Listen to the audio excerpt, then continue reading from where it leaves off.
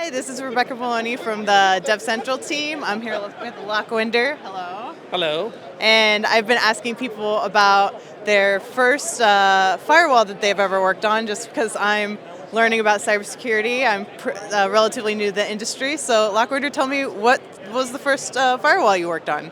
Oh, that's a very interesting question. So the first firewall I worked on was, interestingly, IP tables. It was in gaming industry, everything open source. So we were building our own firewalls, using automation and stuff. And then the part with IP tables, it works, but the management piece of IP tables is very interesting. The management piece is very, very hard, and you have to do a lot of custom stuff to get the management right. And if you are onboarding somebody new, it's very, very complicated to deliver the type of service or operational experience that you would like from a new person. So that was my first firewall. Then I moved on to checkpoints. Then I worked on ASAs. I worked on Juniper firewalls, taking care of big firewalls in mobility space, and that's my firewall experience. So you mentioned gaming, firewall for gaming. I imagine as gaming has become more of an internet-centric thing, like things like WoW and things that are played mostly online, that there's even more of a need for security there. And can you speak to how that's changed over the years, or?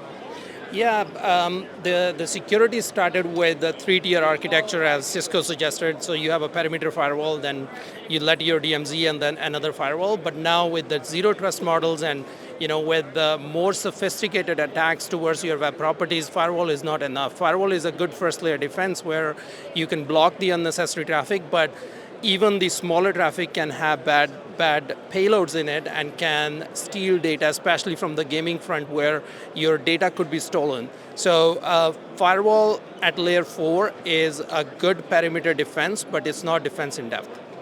Yeah, that makes sense. So if you had something like F5 distributed cloud back then, how would that be different? How would that experience be different? Honestly, in the gaming industry a decade ago, we were building something like distributed cloud, but I have witnessed how hard it is to build something like distributed cloud. So the theme we were approaching was how we make our operational simple enough that if we onboard new person or if we have somebody else from other team, how we work on the visibility, consistency, end-to-end view, one single pane of glass view and one single API to make changes to your intent. That was our theme, and that's what we were approaching with building puppets and chef playbooks and building using all these open source tools. But distributed cloud could have solved a lot of issues on the operational perspective, and we would have saved a lot of man hours and would have spent more time in building logics rather than building tools around it. That makes a lot of sense. I mean, it's only natural that things get better over time, too. So, if we could all have, things that we have now, in the past 10 years ago or whatever, Honestly, in a team of 15 people across the globe, 7 or 8 were just focused on managing the infrastructure, right? Managing the systems. So if system went down, what happened to the system?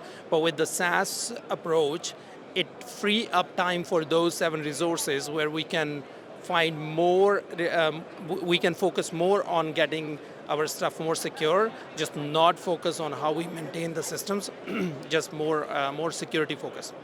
That sounds awesome. Thank you for giving me a little bit of a peek into the past and how things have changed. Thank you very much for your time.